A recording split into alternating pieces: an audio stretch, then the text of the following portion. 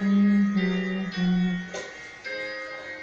Jesus promete em meu coração, para a petição, sua paz Jesus pode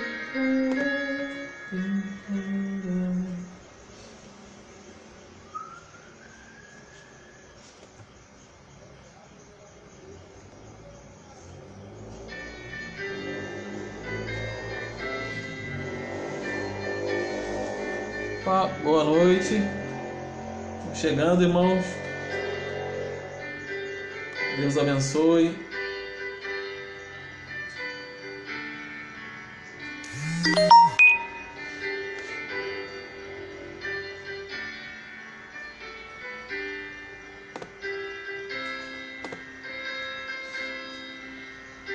Deus abençoe. Boa noite. Então, vamos começar. Irmão Antônio, irmã Josenilda. Como é que vocês estão? Esse momento complicado, como é que vocês estão passando aí?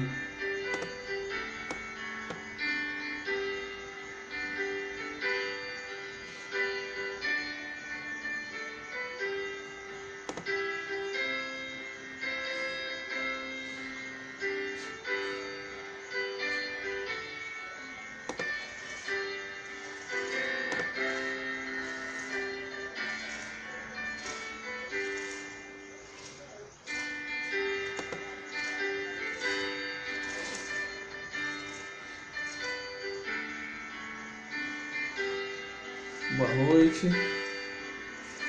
Vamos começar daqui a pouquinho o nosso culto.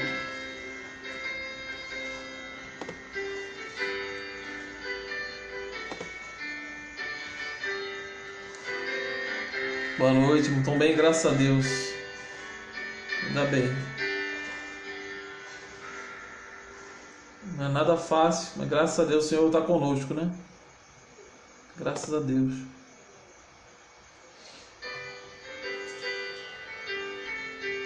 Tá chegando, manda mensagem para eu ver aqui quem está chegando aí. Ô Rita, tudo bem, Rita? Deus abençoe. Tá começando daqui a pouquinho. Como é que tá aí a Cidade Alta? Como é que tá o pessoal?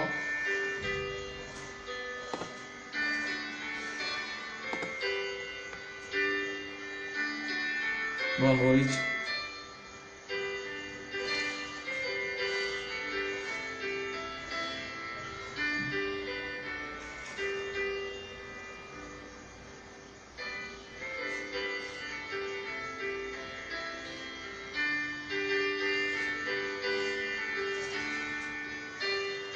Deus abençoe, os irmãos estão chegando.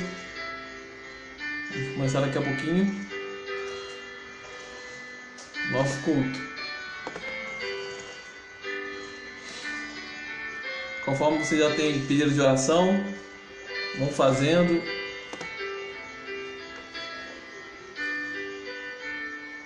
Vou guardar os irmãos. Moisés chegou aí. Boa noite, Moisés.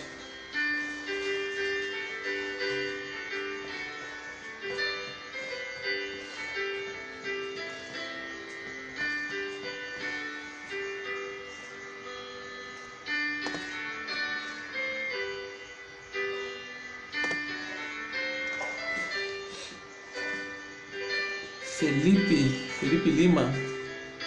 Não conheço você, Felipe, mas Deus te abençoe, seja bem-vindo. A mãe chegou aí, Osana, irmã Osana. Tava passando mal, Rita? O que aconteceu? Foi o corona não, né? Espero que não tenha sido corona. Amém, vamos orar. No momento de oração, daqui a pouquinho a gente vai orar.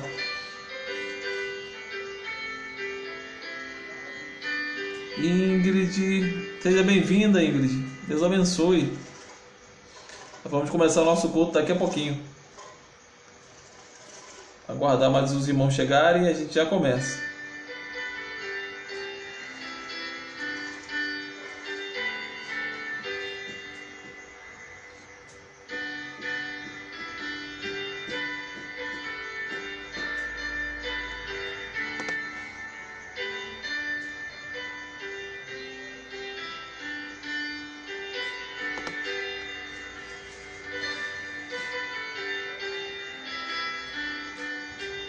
Boa noite, sejam bem-vindos. Nós vamos começar o nosso culto da Congregação Batista em Serra Redonda. Estamos no interior da Paraíba. Eu aqui de casa, eu estou aqui isolado da igreja. Eu estou em Campina Grande, que é uma cidade que fica a 24 quilômetros de distância. E Ingrid também, seja bem-vinda, Ingrid.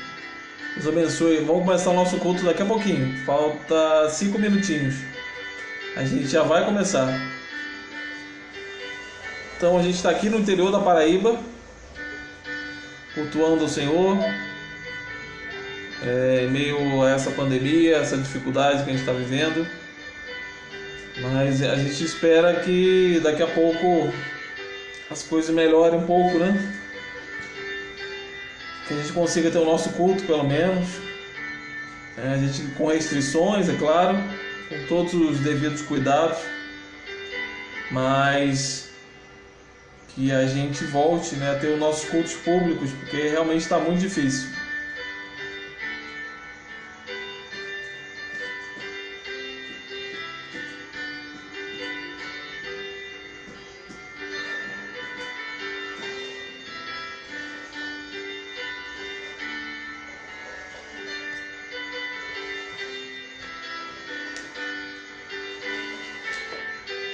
Oito e 10 aqui no horário do meu relógio, a gente começa.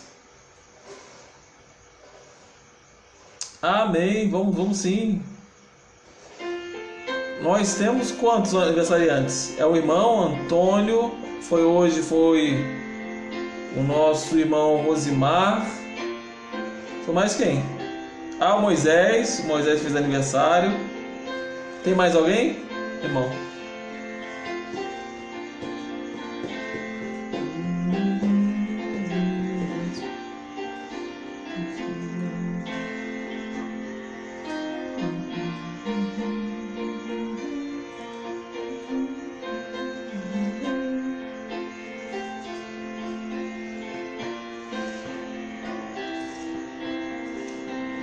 A gente vai lembrar dos aniversariantes do mês. A gente vai ter que fazer uma web festa, né? Cada um comendo na sua casa e aí celebrando o aniversário. Vai ter que ser assim, né?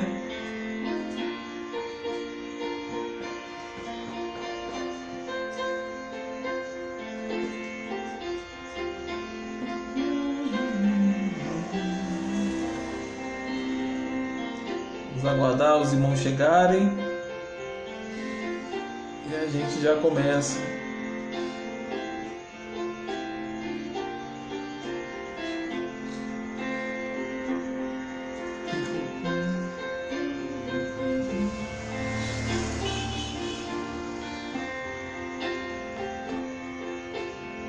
Depois do pulo. Tem que ser, né? Moisés, eu acho que você está comentando como administrador da nossa página. Troca aí. Está aparecendo aqui como Igreja Batista.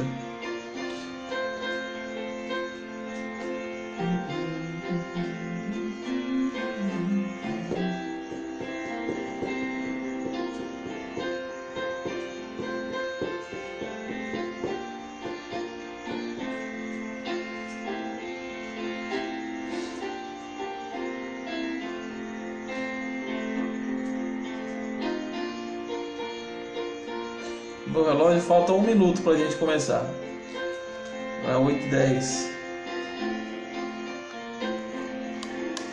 Já vamos iniciar.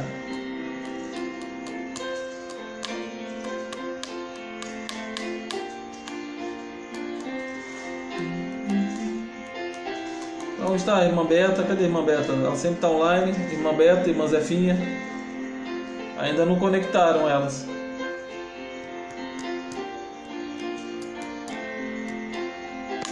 Botar no grupo da igreja. Alguém bota lá no grupo da igreja. Alguém compartilha a live no grupo.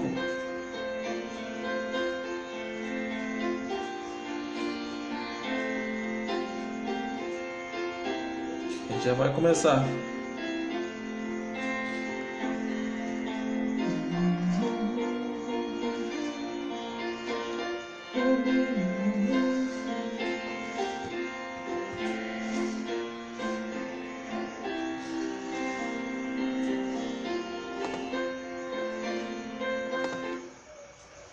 Bem, irmãos, então vamos começar, são 8h10.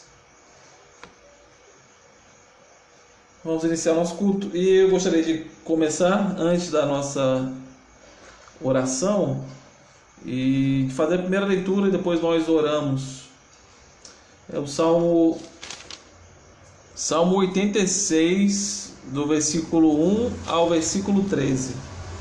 Salmos 86, do versículo 1 ao versículo 13.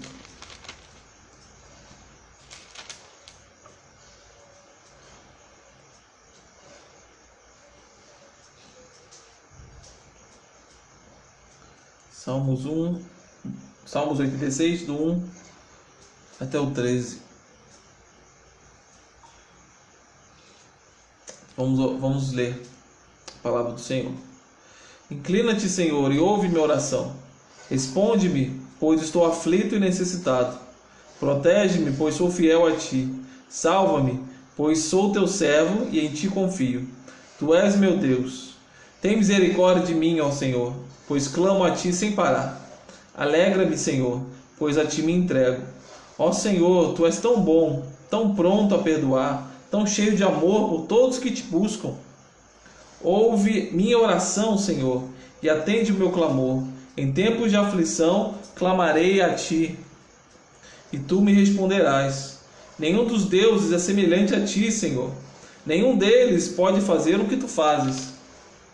Todas as nações que criaste virão e se prostrarão diante de ti, Senhor, e glorificarão o teu nome, pois tu és grande e realizas maravilhas. Só tu és Deus. Ensina-me os teus caminhos, Senhor, para que eu viva segundo a tua vontade. Concede-me pureza de coração, para que eu honre o teu nome. Ó Senhor, meu Deus, de todo o meu coração te louvarei.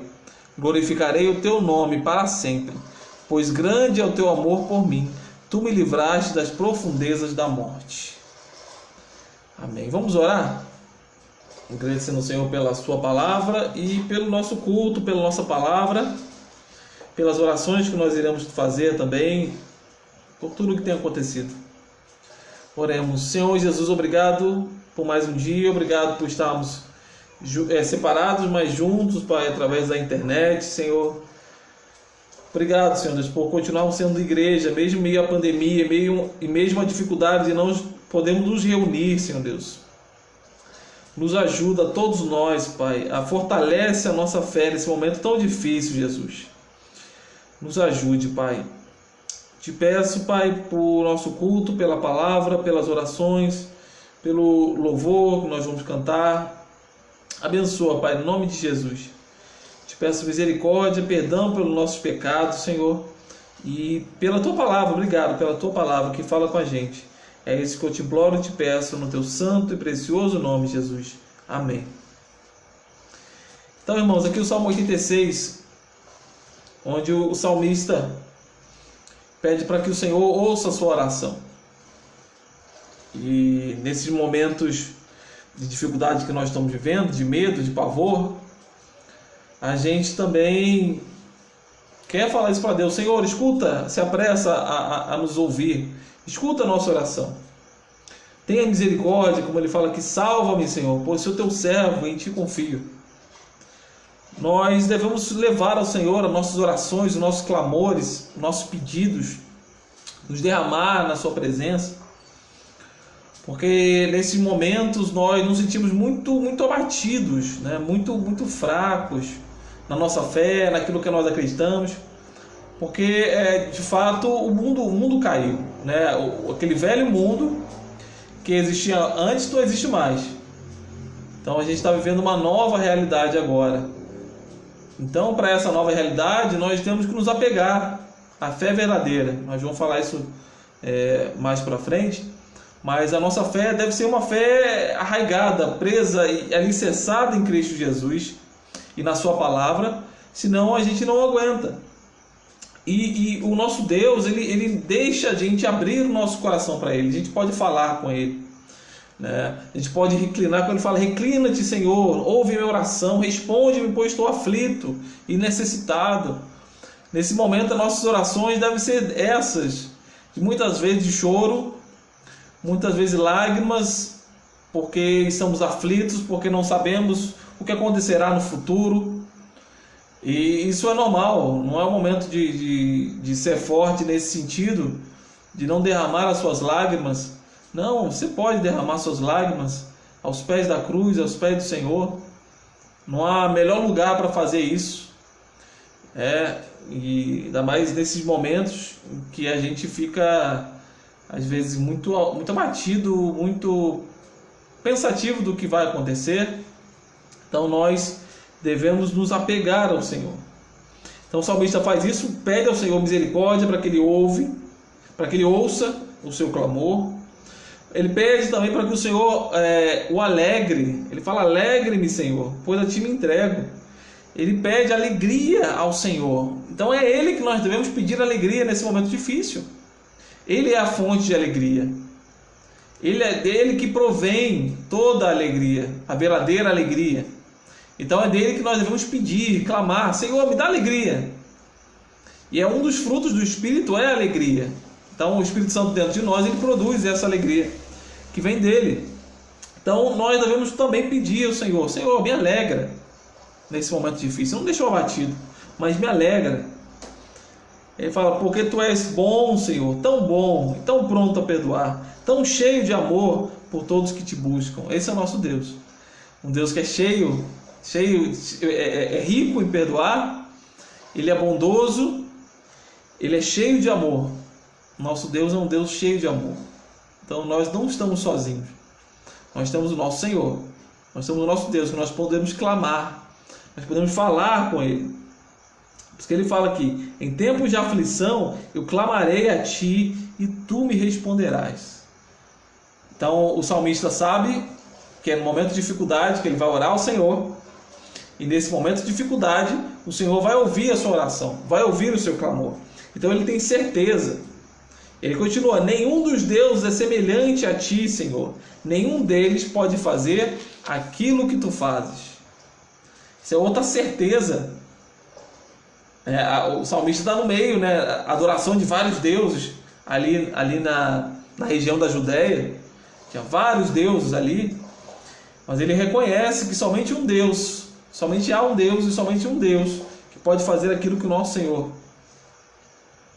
Irmãos, o nosso Deus nos ouve, o nosso Deus nos ama. Nós podemos ter um relacionamento com Ele. Isso é fantástico através de Jesus Cristo.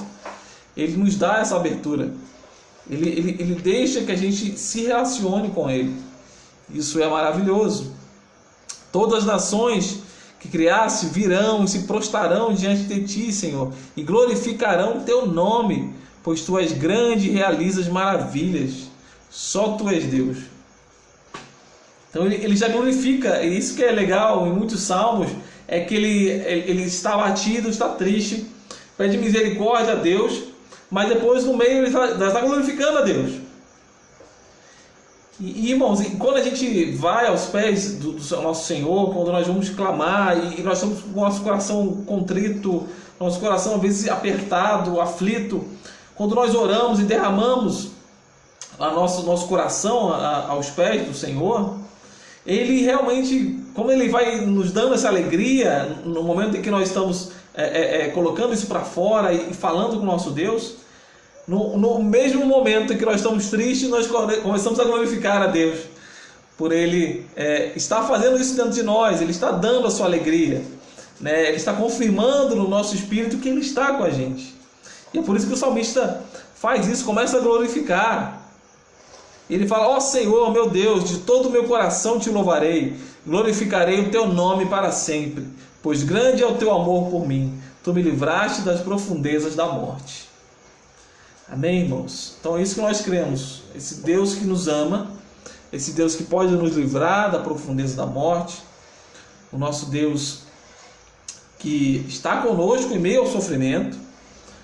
E muitas vezes Ele não nos livra do sofrimento, mas Ele passa com a gente no sofrimento. Ele não vai tirar a gente do sofrimento no momento que a gente quiser, mas no momento certo, em que Ele sabe que é o correto. Mesma coisa essa pandemia, a gente não sabe quando vai acabar. Mas nós cremos que no momento certo o Senhor dará fim. porque Ele é soberano sobre todas as coisas. E é nisso que nós devemos confiar e nós devemos colocar nossas esperanças nele. Amém? Eu vou colocar um hino agora, o hino do cantor cristão, para que vocês possam cantar juntos. Porque se eu cantar ficar alto demais, não dá para cantar nem baixinho daqui. Mas você pode cantar aí da sua casa e louvar ao Senhor.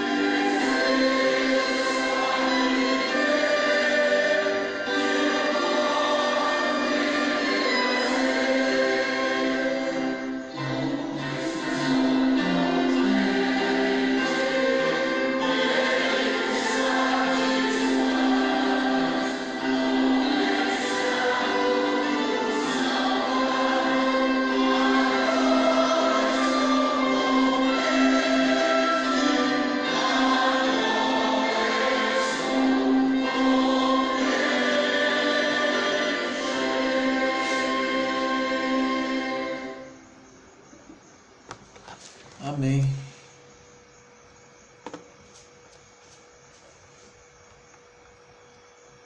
Tirar agora aqui.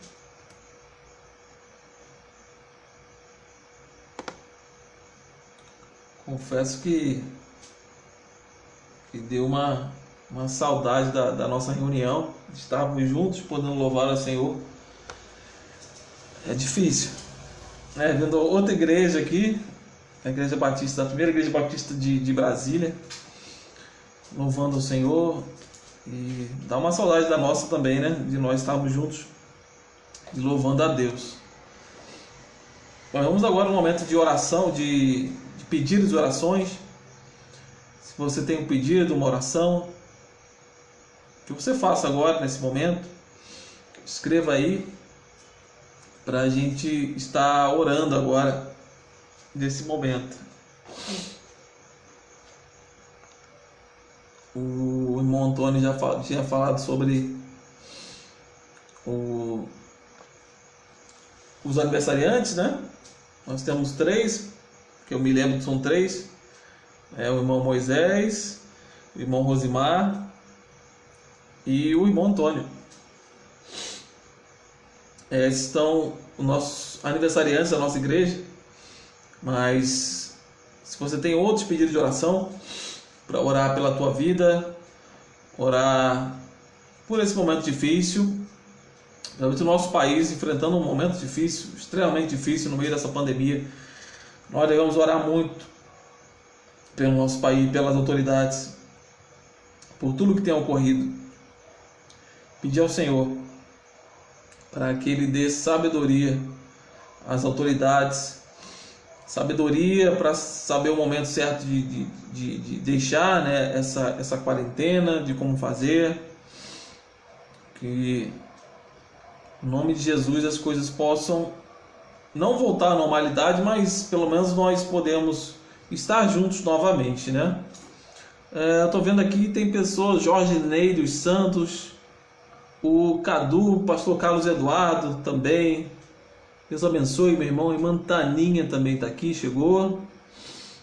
Só não vi a irmã Zefinha, ainda não está aqui. Mas Deus abençoe a todos. Se você tem algum pedido de oração, coloque aí para a gente orar agora nesse momento, certo?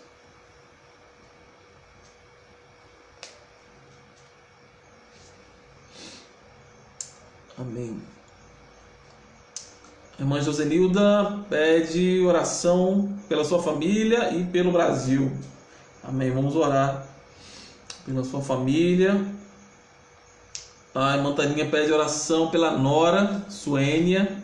Então vamos orar pela vida da Suênia. Não sei o que é, se é saúde, se é por causa desse momento mesmo, as pessoas estão realmente muito aflitas, né? Oração pela união, autoridades nesse momento de pandemia. É verdade, irmão Antônio, nós precisamos orar pela união dessa autoridade, não brigar agora, né? O momento não é o momento de brigar, o momento é de união. Esse momento que estão passando tão difícil, né? Então vamos orar, interceder por isso.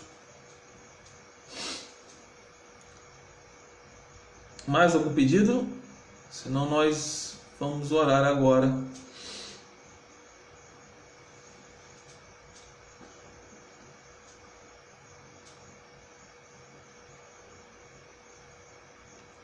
Então vamos orar. Feche teus olhos. Vamos falar com o nosso Senhor. Vou colocar a música aqui de fundo e vou dar um minutinho pelo menos para você orar. Orar aí na sua casa, orar com a sua família. E aí eu volto e a gente ora juntos, né? Vou botar aqui. Amém. Então vamos orar.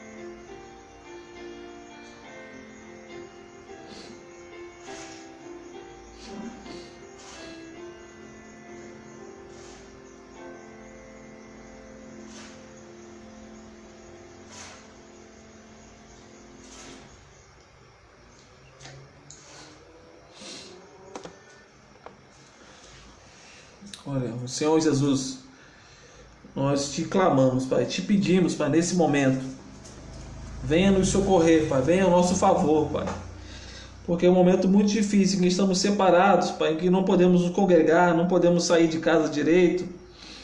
Senhor, tudo está tão difícil agora, Pai, e a gente fica muito abalado com isso, Senhor.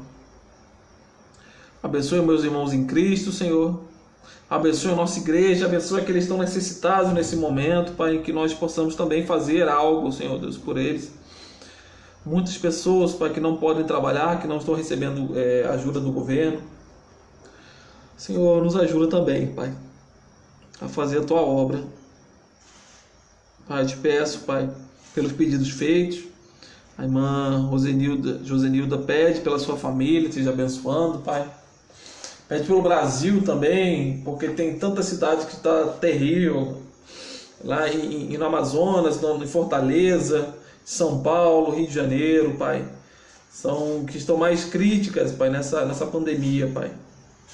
Mas essas outras cidades, todo o Brasil está sendo atingido por essa praga, Senhor Deus. Então nós te clamamos, Pai, que o Senhor venha com a cura, Senhor Deus. E somente o Senhor pode fazer isso. O Senhor é o médico dos médicos. Nós não sabemos o porquê, Pai, que veio essa praga sobre o mundo, mas nós sabemos que o Senhor é poderoso e soberano, Pai. E o Senhor está fazendo a gente realmente parar, a gente refletir sobre a existência, sobre a vida, Pai, sobre o valor da vida, da fragilidade da existência, Senhor. E que nós não somos nada, nós somos pó, nós somos cinza, nós somos uma névoa, nós somos como uma folha, Senhor Deus, nós somos frágeis, Pai. E nesse momento nós enxergamos que nós somos frágeis e nós precisamos desesperadamente do Senhor, Pai. Então venha nos atender, Pai, venha ouvir o nosso clamor nesse momento, como igreja, Pai, que fazemos, estamos em vários estados, Senhor, do Brasil. Abençoa a tua igreja, Pai, em nome de Jesus. Que a tua igreja, Pai, nesse momento ela saia fortalecida, Pai. Pai, abençoa, Pai. Abençoa as autoridades, Pai. Com escândalos nesse momento, Pai, que não deveria acontecer, Senhor. Dá sabedoria ao presidente para agir, Senhor Deus, para saber o que fazer, Pai, no nome de Jesus, Pai. Dá força de sabedoria, Pai, para agir da forma correta, Senhor Deus. Abençoa, Pai, em nome de Jesus, todas as autoridades, prefeitos, governadores, Senhor. Esteja abençoando, Pai. Te peço pela Suênia, que é a parente da irmã Taninha, esteja abençoando também. Ela fez os pedidos. Eu te peço pelos profissionais de saúde também, Pai, que estão na linha de frente, enfrentando essa pandemia, Pai. Realmente trabalhando muitas horas. Esteja abençoando cada um deles, Pai, no nome de Jesus. Pai, é isso que imploramos a Ti, Senhor, e te pedimos. No Teu santo e precioso nome, Jesus Cristo, que vive e reina para todos sempre. Amém. Amém. Deus abençoe a todos. E agora eu não falei com alguém, mas não sei como é que está em Serra Redonda. Questão se tem muitas pessoas necessitadas ou se está todo mundo bem, não faltando nada nesse momento difícil. Mas é bom a gente ver isso também, né, para a gente auxiliar como igreja, né, a gente dá um pouquinho que a gente tem para ajudar e abençoar essas pessoas que estão sofrendo nesse momento. Então vamos ao momento de compartilhar a palavra agora. Vamos falar aqui da palavra do Senhor. O texto é em Marcos capítulo 9, do versículo 2 até o versículo 29. Marcos capítulo 9, do versículo 2 ao versículo 29. A gente tem feito as pregações, a exposição do Evangelho de Marcos, já faz, eu acho que um ano e pouco, não lembro. Mas a gente está indo devagarinho, a gente prega um pouquinho Marcos, aí dá uma cansada, a gente muda, e depois volta para Marcos de novo. Mas a gente está fazendo essa série, né, a exposição do Evangelho de Marcos já há um tempo. Irmã Beta, seja bem-vinda. A irmã chegou na hora certa, na hora da pregação. Chegou certinho. Amém. Itamais, e a tia Socorro, Deus abençoe, tia. Mais alguém? Chegou a irmã Lurdinha também, que eu estou vendo. A irmã Maria José também. Deus abençoe. Acho que é só isso que chegaram aí. Então, a leitura, o texto, né, de Marcos, capítulo 9, do versículo 2 ao versículo 29. E a gente vai falar, é o título que eu coloquei na mensagem, não dá para ver, mas a fé está no pé do monte. Mas eu pensei melhor, eu acho que a fé não está no pé do monte, mas vamos ver aonde está a fé, né, nesse trecho aqui das Escrituras, nessa parte das Escrituras que a gente vai pregar hoje, certo? Então diz assim a palavra do Senhor. Jesus prosseguiu: eu lhes digo a verdade, alguns que estão aqui, versículo 2. 6 dias depois, Jesus levou consigo Pedro, Tiago e João até um monte alto para estarem a sós. Ali, diante de seus olhos, a aparência de Jesus foi transformada. Suas roupas ficaram brancas e resplandecentes, muito mais claras do que qualquer lavandeiro seria capaz de deixá-las. Então Elias e Moisés apareceram e começaram a falar com Jesus. Pedro exclamou: Rabi, é maravilhoso estarmos aqui. Vamos fazer 3 tendas, uma será sua, uma de Moisés e outra de Elias. Disse isso porque não sabia o que mais falar, pois estavam todos apavorados. Então uma nuvem os cobriu, e uma voz que vinha da nuvem disse-lhe: Este é meu filho amado, ouçam-no. E de repente, quando olharam em volta, só Jesus estava com eles. Enquanto descia o monte, Jesus ordenou que não contassem a ninguém o que tinham visto, até que o Filho do Homem tivesse ressuscitado dos mortos. Eles guardaram o segredo, mas conversavam entre si com frequência sobre o que ele queria dizer com ressuscitados mortos. Então eles perguntaram a Jesus: por que os mestres da lei afirmam que é necessário que Elias volte antes que o Cristo venha? Jesus respondeu: de fato, Elias vem primeiro para restaurar tudo. Então, porque as Escrituras dizem que é necessário o Filho do Homem sofrer muito e ser tratado com desprezo, eu, porém, lhe digo: Elias já veio e eles preferiram maltratá-lo conforme as Escrituras haviam previsto. Eu vou ler até aqui e depois a gente continua na segunda parte da história. Então, o cenário é a montanha. Eles estão sobre a montanha e eles estão ali onde Pedro, Tiago e João, Jesus leva os 3 para a montanha para orarem, né? E o versículo 2 diz que foi 6 dias depois, e esses 6 dias depois foi do momento em que Pedro, né, fez aquela grande a grande revelação do Pai para Pedro, né, de que tu és o Cristo, o Filho de Deus vivo. Então 6 dias depois disso, Jesus leva os 3 discípulos mais chegados para o monte e ali para orar. A gente aqui no livro de Marcos está exatamente na metade da história, né, onde Jesus se revela e mostra quem ele é. Então ele mostra para aqueles discípulos que ele é realmente Deus ali.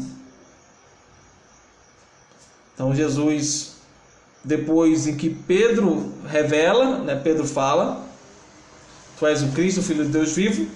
6 dias depois, ele leva os 3 para a montanha. E ali na montanha acontece uma coisa bem interessante, né, como está dizendo o texto. Diz que ali, diante dos olhos deles, no versículo 3, a aparência de Jesus foi transformada. Então, Jesus foi totalmente transformado. E a transformação dele era que suas roupas ficaram brancas, né? Tão brancas como nenhum lavadeiro seria capaz de deixá-las, né? A brancura das vestes de Jesus. Isso é interessante, que as vestes brancas nas Escrituras tem um símbolo de pureza, né? De ausência de pecado. Então sempre quando aparece as vestes brancas, né, no Apocalipse fala muito sobre isso. Então a gente está falando sobre a pureza, né? E aqui está mostrando também a pureza de Jesus, pois Jesus é totalmente santo, né? Ele não cometeu pecado algum. E aí quando Jesus se transforma, né, nessa glorificação dele ali, e ele fica com essas suas roupas tão brancas, né, tão claras, surge ali duas figuras, que é no versículo 4. Elias e Moisés aparecem para conversar com Jesus. Isso é interessante. Então eles estão no monte, estão os três ali, Jesus se transforma, aparece ali Moisés e Elias. E é interessante porque as duas figuras, tanto Elias quanto Moisés, a gente não tem primeiro o corpo, né? O corpo de Moisés.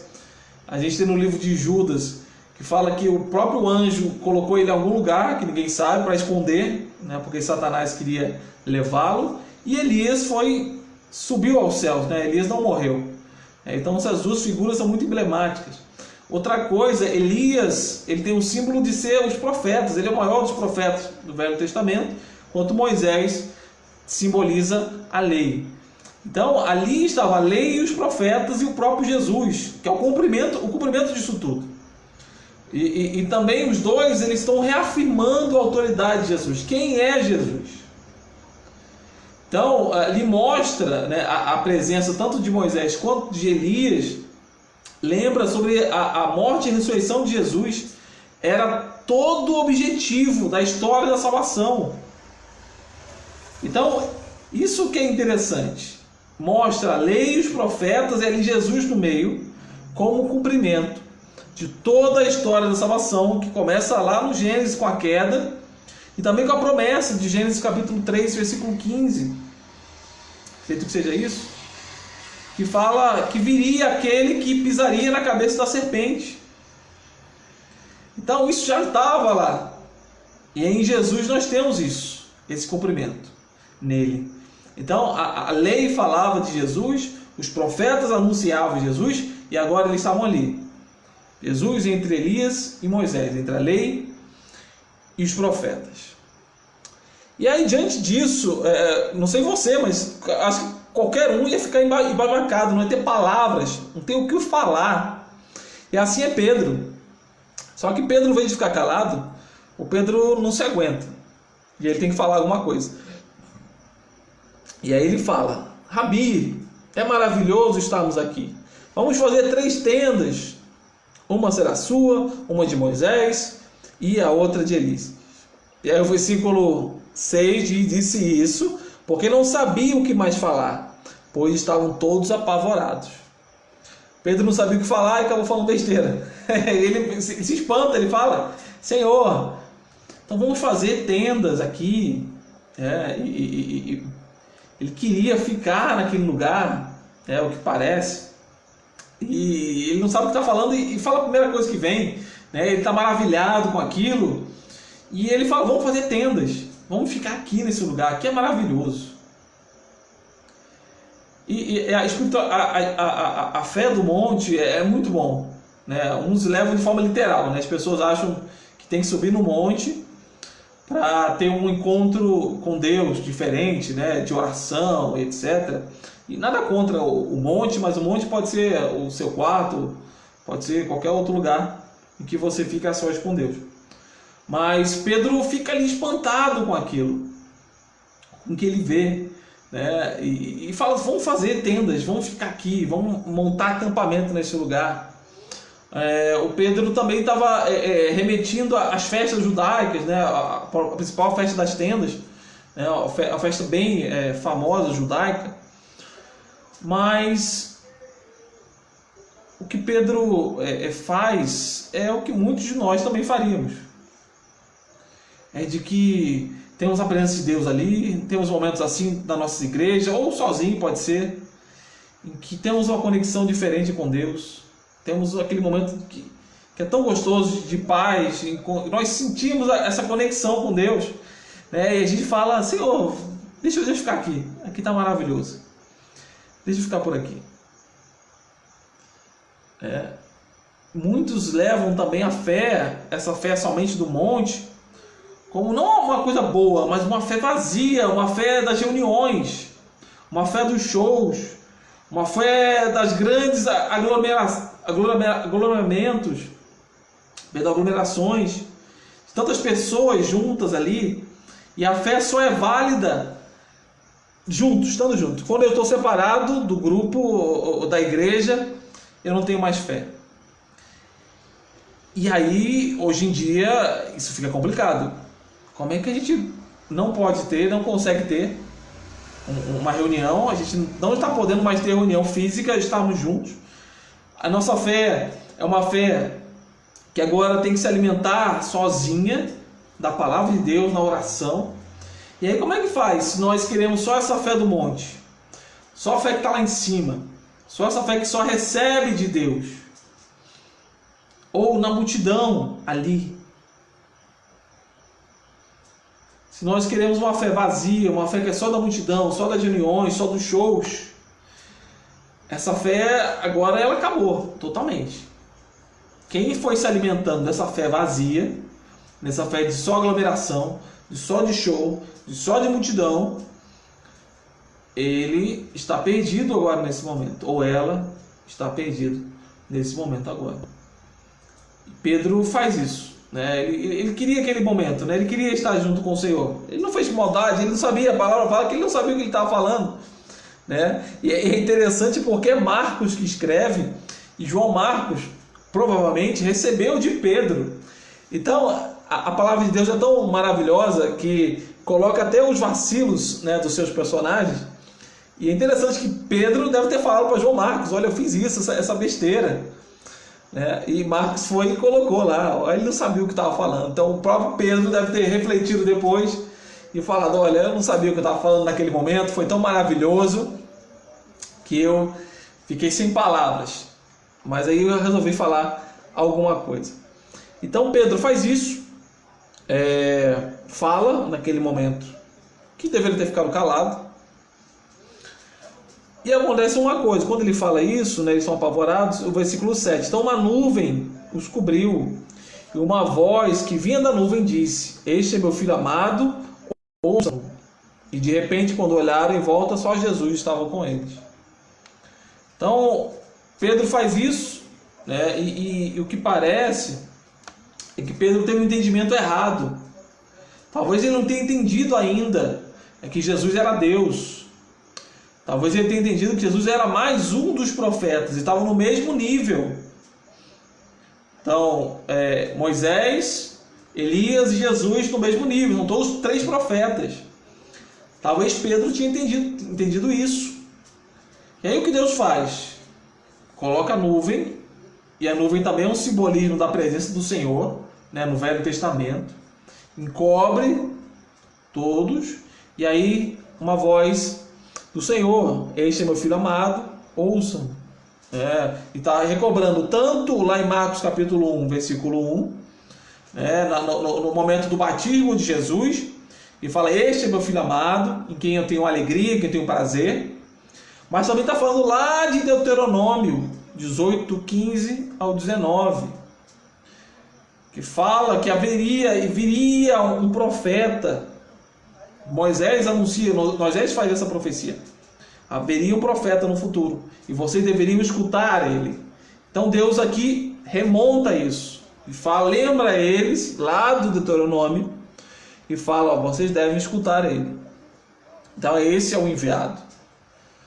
Então Deus está fazendo isso também, para que não tenha confusão de achar que Jesus é mais um profeta. Ele também faz sumir os dois, e aí deixa ali somente Jesus. E aí o texto continua depois disso, versículo 7. A gente leu 7. Versículo 8. Então de repente, quando olharam em volta, só Jesus estava com eles. Versículo 9. E quando desciam o monte, Jesus ordenou que não contassem a ninguém o que tinham visto, até que o Filho do Homem tivesse ressuscitado dos mortos. Então Jesus aqui e o Evangelho de Marcos também apresenta para a gente o mistério messiânico. A gente tem, toda vez que alguém fala, tu és o Filho de Deus, tu és o Altíssimo, quando dá alguma pista de quem Jesus é de verdade, Jesus manda calar. Seja demônio, seja o próprio Pedro, que a gente viu em Marcos 8, 29. Qualquer fato, qualquer menção que Jesus era Deus é calada no Evangelho de Marcos. Até agora, até o próprio Deus, quando Deus revela isso, mas ela é calada. E o porquê disso está mostrando para a gente agora. Porque ele diz, até que o Filho do Homem tivesse ressuscitado dos mortos. Isso é interessante. E para que a gente pudesse entender, e isso é um comentarista diz, que ele fala, para que a gente pudesse ter a compreensão e entender quem era Jesus de verdade, somente a gente podia entender quem ele era, somente quando ele sofresse, quando ele morresse e quando ele ressuscitasse. Jesus não poderia ser entendido de forma plena pela metade, só com o que eles tinham ali. Eles iam entender de forma errada quem era Jesus. Então somente quando ele passasse pelo seu sofrimento, pela sua morte e pela sua ressurreição, é que eles poderiam falar quem era Jesus. E eles também poderiam entender quem era Jesus. Então até lá, até que Jesus passasse por tudo, eles deveriam ficar calados sobre quem ele era. Então Jesus não poderia ser revelado pela metade. Jesus só poderia ser revelado totalmente, em glória. E aí depois disso, ele se pergunta, ele entende isso, que deve ficar guardar segredo. E no versículo 11, então eles perguntaram a Jesus, por que os mestres da lei afirmam que é necessário que Elias volte antes que o Cristo venha? Então eles estão começando ele é o Messias, ele não é, eles ainda não entendem totalmente que Jesus era o Cristo, que Jesus era o Messias, o enviado de Deus. Então eles perguntam, mas Elias não tem que vir antes? A gente não viu Elias. Essa que é a questão dele. A profecia lá de Malaquias, as últimas palavras de Malaquias, diz que o Messias, o Elias viria antes, para restaurar, para converter o coração dos pais aos filhos. Então seria uma das marcas da vinda do Messias, seria o Elias aparecer. E aí Jesus responde, de fato Elias vem primeiro para restaurar tudo. Então, por que as Escrituras dizem que é necessário o Filho do Homem sofrer muito e ser tratado com desprezo? Eu, porém, lhe digo, Elias já veio e eles preferiram maltratá-lo conforme as Escrituras haviam previsto. Então, Jesus não fala que Elias não viria, mas ele fala que Elias já veio. E aqui, Jesus está colocando Elias de forma figurada. Quem é o Elias que Jesus está falando aqui? É João Batista. Então, João Batista veio com o poder de Elias, ou a mesma autoridade de Elias. E é interessante a gente fazer um paralelo aqui, abrir um parêntese, porque alguns espíritas pegam essa questão da vinda de Elias, e falam como João Batista era Elias. Eles falam que João Batista era uma reencarnação de Elias. Não existe isso. A palavra de Deus é clara. Ao homem resta morrer apenas uma vez. Depois disso é o juízo. Ponto. O que ele está falando aqui é com a mesma autoridade, com o mesmo ministério, com o mesmo poder que Elias veio. Então, se você faz paralelo entre Elias e João Batista, você consegue ver isso. As vestes de João Batista são parecidas com a de Elias. Eles vieram do deserto. Eles realmente vieram com a questão de restauração, de restaurar a adoração. Elias veio restaurar a adoração ali no Monte Carmelo. João Batista também vem restaurar, né? Quando ele vem fazendo os seus batismos para arrependimento, ele está restaurando também a fé judaica. Mas é somente em Jesus que nós temos de fato a restauração. Jesus é o cumprimento disso tudo. Então, eles são realmente o João Batista é aquele que abriria o caminho. Então ele faz isso. E aí Jesus fala aqui, ó, Elias já veio e eles preferiram maltratá-lo. Então eles não respeitaram Elias. Isso é interessante porque os judeus, eles estão aguardando Elias de fato, que o Elias venha, né? E a tradição judaica é muito interessante, porque na celebração da Páscoa, eles colocam na mesa uma cadeira vazia, arrumam os pratos ali, botam uma taça, e aí essa cadeira vazia, e eles deixam a porta entreaberta, porque eles acreditam que em qualquer momento Elias pode vir correndo para anunciar o Messias, né? E o Elias irá cear junto com eles. Então eles acreditam ainda de fato que Elias virá. E Jesus não, Jesus pega de sentido figurado, coloca como Elias, como o João Batista, né? Como as escrituras dizem que é o João Batista, esse Elias que viria.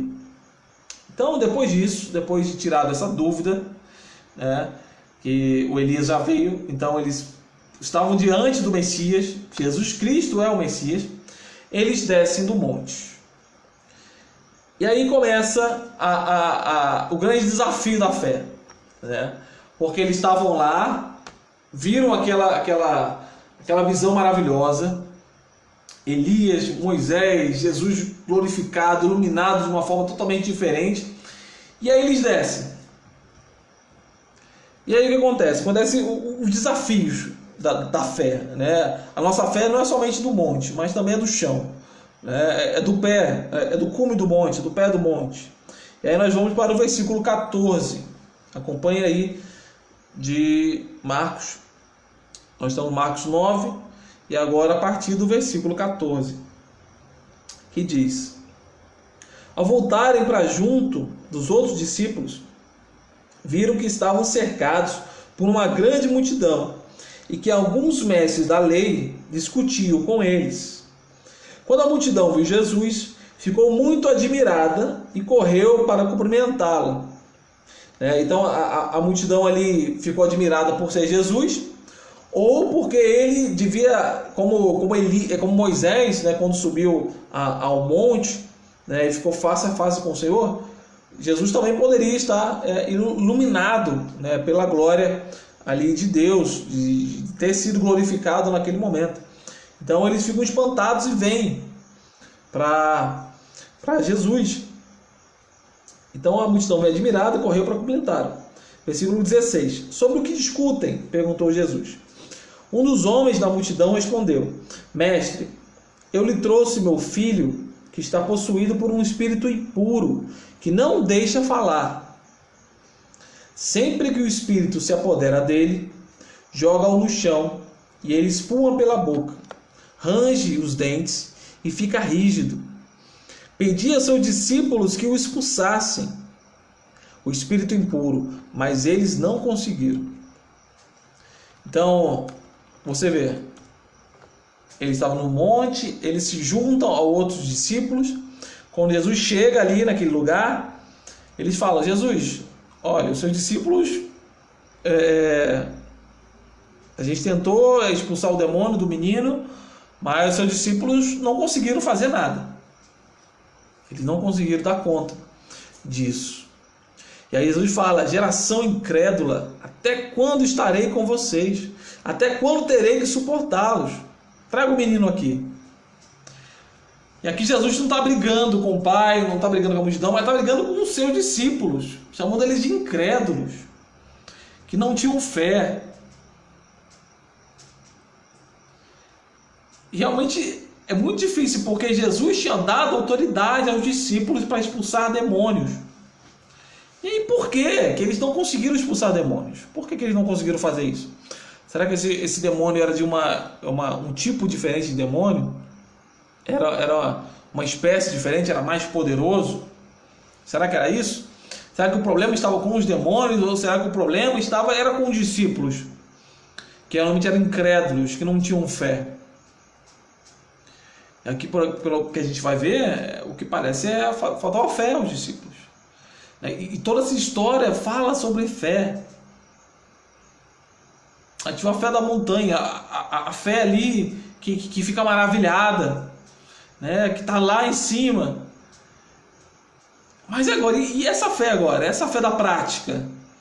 Quando aparecem os problemas, né? Aqui foi um problema que apareceu, um menino endemoniado, e os discípulos não conseguiram expulsar ele. Mas e os problemas que aparecem na vida? Quantos problemas, quantos desafios que nós temos que colocar essa fé que nós recebemos do monte, que nós recebemos na multidão, ou no nosso quarto, né, quando estamos com o Senhor. Essa fé deve ser posta em prática, deve ser colocada em prática. E aqui era essa fé sendo posta em prática. E aqueles discípulos não conseguiram fazer isso porque eram incrédulos. Continuando, versículo 20. Então trouxeram o menino. Quando o espírito impuro viu Jesus, causou uma convulsão intensa no menino, e ele caiu no chão, contorcendo-se e espumando pela boca. Jesus perguntou ao pai do menino: há quanto tempo isso acontece com ele? Desde que ele era pequeno, respondeu o pai. Muitas vezes o espírito o lança no fogo ou na água e tenta matá-lo. Tenha misericórdia de nós, Senhor, e ajuda-nos se puder. Ajuda-nos se puder.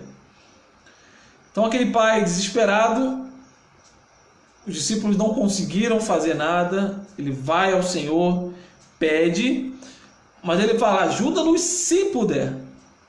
Jesus fala: se puder. Jesus fala: tudo é possível àquele que crê. Irmãos, tudo é possível àquele que crê no Senhor Jesus Cristo. Não é uma fé barata, uma fé em nós mesmos. Muita gente está pregando isso, que fala de uma fé que é da gente. Não, você tem que ter fé em você mesmo, nas suas capacidades. Nada disso. Nossa fé tem que estar empregada em Cristo Jesus. Ele é a nossa rocha. A fé está nele. Tudo é possível ao que crê em Cristo Jesus. Ele pode fazer. Para ele não há impossíveis. Ele pode fazer, então nós devemos crer. Se essa pandemia, nós devemos clamar e crer que o Senhor pode fazer, porque para ele nada é impossível. Tudo é possível que crê no Senhor Jesus. Nós devemos colocar, crer nele, de fato. Saber que ele é autor e ele é o consumador da nossa fé. E aí tem a resposta do pai do menino, que para mim da resposta mais impactante para mim das Escrituras. Aquilo que ele fala. Ele diz: e no mesmo instante o pai respondeu: eu creio, mas me ajude a superar a minha falta de fé. Olha que resposta desse homem. Eu creio, mas me ajude na minha falta de fé. Parece duas coisas que não encaixam, né? Parece que não bate os dois. Parece que as coisas... como é que eu creio, mas me ajuda na minha falta de fé? E eu acredito que eu já passei por isso. Eu acredito que você também tenha passado por isso. Nós cremos aqui na cabeça. Eu sei que o Senhor pode fazer. Eu sei que nada é impossível para Ele. Eu sei que Ele pode agir nessa pandemia. Eu sei que Ele pode fazer milagres. Eu sei tudo que Ele pode fazer. Mas, Senhor, me ajuda na minha falta de fé. Parece que eu creio aqui, mas eu não creio de verdade no meu coração. E esse homem está sendo verdadeiro. Ele está sendo colocando ali verdadeiramente a sua fé. Irmãos, vocês estão conseguindo me ouvir bem? Não sei porque saiu um monte de gente agora. Caiu a conexão. Alguém pode me falar aí? Conexão caiu. Consegue me escutar bem? Dá um ok aí pra mim, para eu saber que ainda está online. Talvez aqui minha internet possa ter falhado agora. Você puder dar um ok.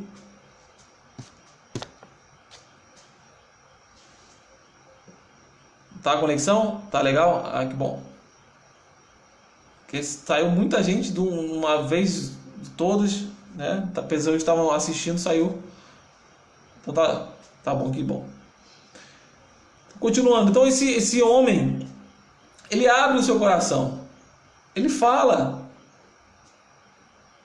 ele abre, ele fala do que ele está sentindo, ele fala: Senhor, eu creio na minha mente, mas me ajuda na minha falta de fé. E isso que é o nosso Senhor, ele escuta mesmo esse pouquinho de fé que a gente tem. E aquele homem colocou esse pouquinho de fé ao Senhor. Eu creio, mas me ajuda na minha incredulidade, me ajuda na minha pouca fé, me ajuda na minha falta de fé. E uma fé verdadeira, ela tem também a sua dúvida, a sua dificuldade, porque ela quer entender.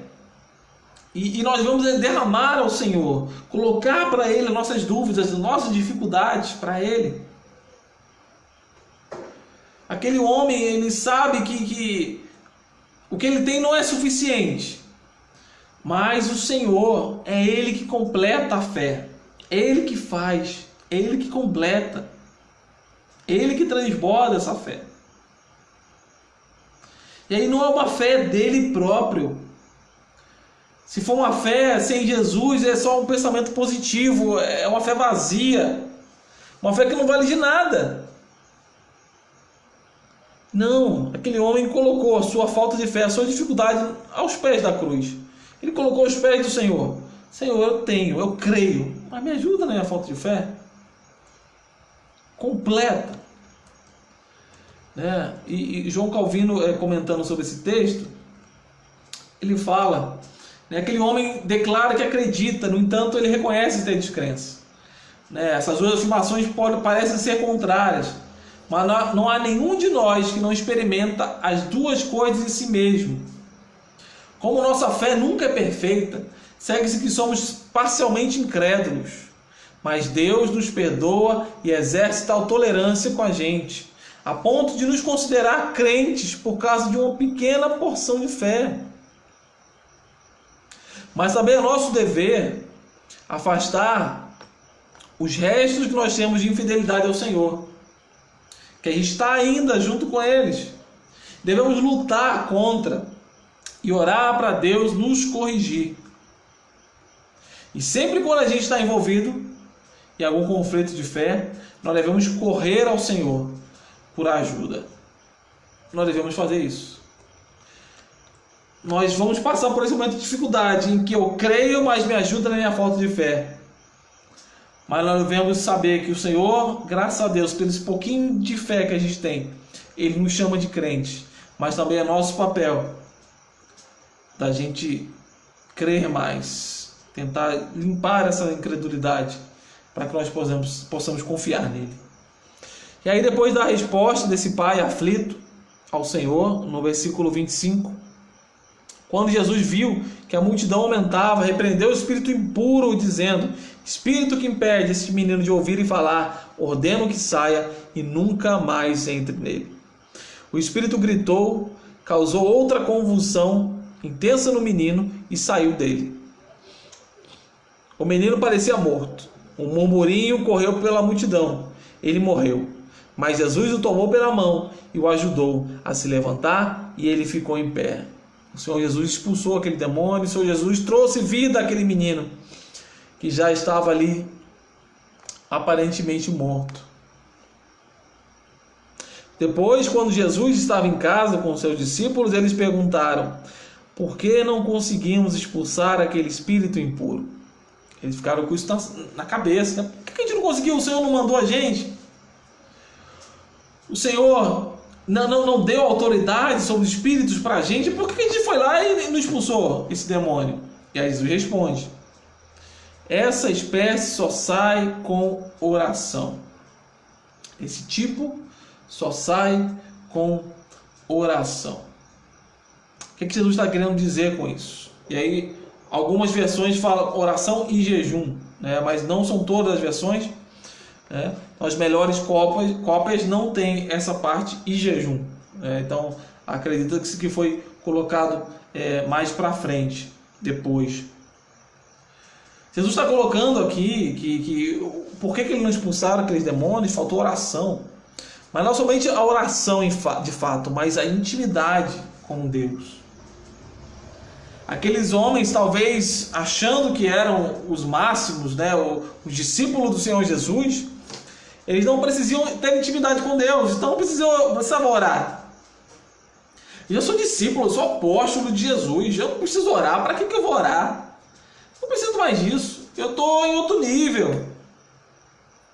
E muitas pessoas, né, sejam líderes, missionários, pastores, qualquer um que seja crente, né, com muitos anos de casa, eles já acham que estão em outro nível. Então, não preciso de orar, não preciso ler a Bíblia, porque eu já sei tudo que está aqui.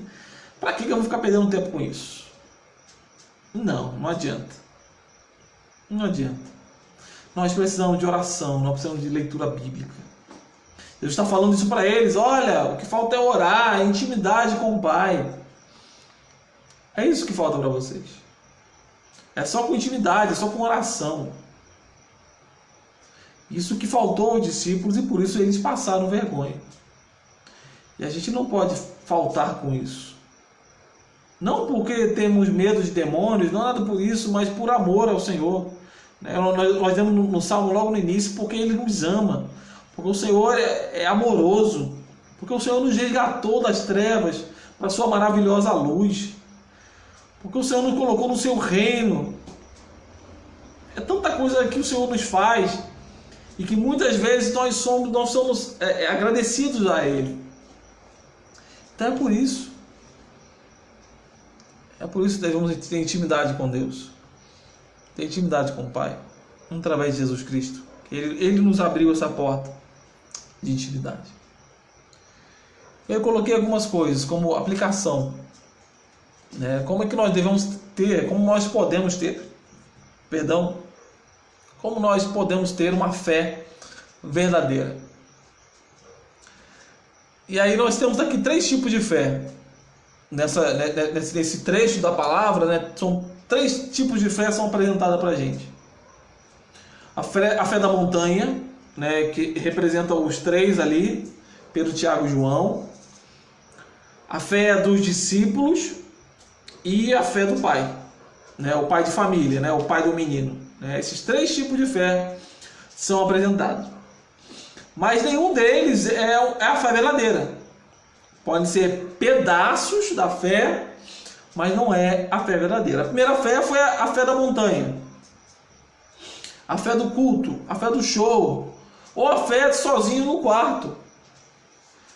Não, ela não é completa. Apesar que nós devemos ir para o quarto, estar com o Senhor sozinhos, mas nós precisamos também sair e ir para a multidão. Exercer essa fé no mundo.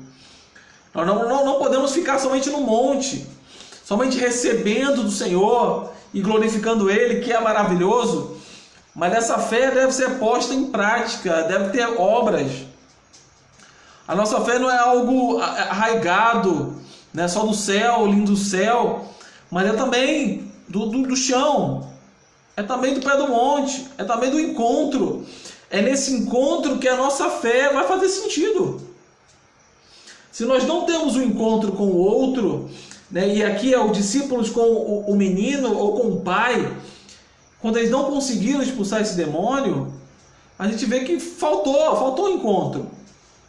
A fé dos discípulos, que era a fé de Jesus, que eles receberam, eles não conseguiram colocar em prática. Então foi uma fé vazia, uma fé vã. Então nós devemos fugir também, tomar cuidado com a fé somente da montanha, e tomar cuidado também com aqueles que exalam uma fé da montanha, né? Porque eu fiz tantos dias de jejum, porque eu oro no monte, né, toda semana, e falam isso de práticas, né? E gostam de se exaltar por causa dessas práticas. A gente deve tomar cuidado também com esse tipo de gente. Toma muito cuidado com esses que exalam santidade, né? O Senhor Jesus falou lá no Sermão da Montanha: cuidado, se for fazer um jejum, lave o rosto. Se for orar, não precisa ficar repetindo palavras, não precisa ir para as esquinas, gritar. Se for dar esmola, que a mão direita não sabe o que a esquerda dá. Né? Essas práticas não sejam para nossa glória própria, mas sejam para exaltar ao nosso Pai que está no céu. Então não devemos ter uma fé só da montanha, mas nós devemos também não ter uma fé só do pé da montanha, do chão. Uma fé somente da prática, somente do socorro. Muitos também vão para o outro extremo. Eles não sobem a mais a montanha. Eles só dão um chão. E eles só querem fazer os atos de compaixão. E a gente também não deve fazer só isso, porque senão nossas obras são vazias. Se elas não estão ligadas a Cristo. Elas viram ação social somente. E isso não glorifica o nosso Pai que está no céu. Porque nós temos que ter a conexão com a videira, como está lá em João capítulo 15. É com a videira verdadeira. É com essa conexão que as minhas obras, elas serão aceitas pelo Pai. As minhas obras serão verdadeiras. Eu não vou glorificar a mim mesmo. Muitos estão fazendo obras que somente glorificam a si mesmos. Como novamente Jesus fala no Sermão da Montanha. Olha, se você fizer, seja a esmola, seja a oração, seja o jejum, e as pessoas falarem, né, e glorificarem você, olha, você já recebeu a sua recompensa aqui. Não precisa mais de nada. Então muitos estão fazendo isso. Esquecem a fé da montanha, esquecem a fé da intimidade com Deus. E aí só querem a prática. Só querem ir socorrer o aflito. Não, também está errado. Essa fé também é errada. O terceiro tipo de fé é a fé da dúvida. Como nós falamos, todos nós temos um pouco de dúvida na nossa fé, porque nós queremos entender e está muito além da gente. Aquele pai chegou próximo. Foi um passo. Ele chegou a um passo. Mas o Senhor Jesus é que completou a sua fé. Ele era incrédulo ainda. Né? Mas ele chegou próximo ali, ele se derramou. Né? Então essa fé da dúvida do pai é a que chegou mais próxima ali, né? Dessa divisão.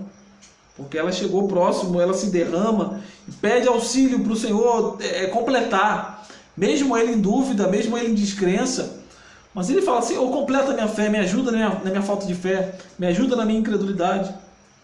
Então aquele homem soube procurar o Senhor no momento certo. Então, a nossa fé, os três falharam, né? Os três foram incompletos. Então o que nós devemos fazer para a gente fechar esse sermão? Nós devemos subir ao monte e depois descer do monte, né? De forma figurativa, né? Como Moisés e Jesus fizeram, né? Seja no Monte Sinai, seja lá no Monte da Transfiguração, seja no Monte das Oliveiras. O ato de subir é de receber ao Senhor, de receber a revelação dele, mas também nós devemos descer do monte para praticar essa fé. Então não devo ficar somente no monte, uma fé de um guru espiritual que está bem afastado da multidão, lá o todo santo, e nem a fé que se esquece de subir, né? E às vezes finge que sobe, que é pior ainda. Fala de palavras que não é do Senhor, é palavra dele próprio, porque ele não subiu na montanha. Então nós devemos ter muito cuidado com a nossa espiritualidade, com a nossa fé, que deve subir ao monte, mas deve descer para praticar. Eu devo subir para receber do Pai, isso é, lendo as Escrituras, meditando, orando, tendo comunhão com nossos irmãos, buscando a santidade nele. Mas eu também devo descer, enfrentar o mundo, enfrentar os problemas do mundo, todas as suas dificuldades. Se a gente não fizer esse caminho, a nossa fé não serve de nada. Ela somente ou é informação ou ela é só prática vazia. Então muitas vezes nós devemos parar um pouquinho de escutar tantos sermões, ir a cultos que a gente não pode mais ir aos cultos, ouvir palestras. Se nós não colocarmos isso em prática, devemos colocar isso em prática. Senão nós somente estamos nos enganando. Então nós devemos tomar muito cuidado com isso. Nós devemos subir ao monte, nós devemos descer ao monte. Nós devemos receber do Senhor, nós devemos praticar a nossa fé. E nesse momento de tanta dificuldade que nós estamos vivendo, devemos praticar, receber, tirar tempo com o Senhor, orar, pedir a Ele, para que Ele nos dê força, para que Ele nos anime, mas também que nós possamos colocar a nossa fé em prática. Seja com os nossos parentes que estão mais próximos, os nossos familiares, nossos vizinhos, com a dificuldade que nós temos, com nossos irmãos da igreja, com aqueles necessitados. Que nós possamos, irmãos, tanto subir ao monte, quanto descer ao monte. Amém. Que o Senhor Jesus possa ter nos abençoado com a sua mensagem. E eu vou estar orando, pedindo ao Senhor para que Ele nos dê a sabedoria de subir ao monte, de receber dEle, de ouvir, porque muitas vezes a gente também fica tão estressado nesse momento que a gente está vivendo, que a gente não consegue ouvir a Deus. Então a gente passa por momentos que são realmente complicados. Então vamos orar agora. Vamos orar ao Senhor para que Ele possa animar o nosso coração, para que Ele possa encher o nosso coração da sua revelação, para que a gente possa ter o que dar, para que a gente possa descer do monte, para que a gente possa, quando vierem os problemas, nós conseguimos enfrentar esses problemas e não correr, não fazer como os discípulos que não conseguiram atender aquela demanda ali. Então oremos nesse momento. Senhor Jesus, muito obrigado, Pai, pela mensagem, obrigado porque o Senhor falou conosco, obrigado por tudo que o Senhor tem feito entre nós, Pai. Obrigado, Jesus. Abençoe, Pai, nossas casas, nossas famílias, cada um de nós que estão longe nesse momento, Pai, em que muitas vezes nós não conseguimos subir ao monte, nós não conseguimos receber de Ti, Senhor Deus. Mas nos ajuda nesse momento a orar, a pedir ao Senhor, a meditar nas Suas Escrituras, Senhor, para que nós saiamos mais fortalecidos e que nós possamos praticar essa fé, Pai, no nome de Jesus. Que possamos receber e praticar, Senhor Deus, receber de Ti e doar, no nome de Jesus. Abençoa, Pai, aqueles mais necessitados nesse momento. Abençoa a nossa igreja, que ela continue firme, Senhor Deus, apesar da dificuldade. E eu quero te pedir também, Senhor Deus, pelos aniversariantes, o irmão Antônio, o Moisés, o irmão Rosimar. Dê muitos anos de vida aos nossos irmãos. Abençoe, Pai, guarda e que eles permaneçam na Tua presença, Pai. E é isso que eu te imploro, Senhor Jesus. Te peço no Teu santo e precioso nome. Amém. Amém, meus irmãos. Deus abençoe a todos. E quarta-feira estamos de volta às 8 horas da noite. Deus abençoe. Uma boa noite.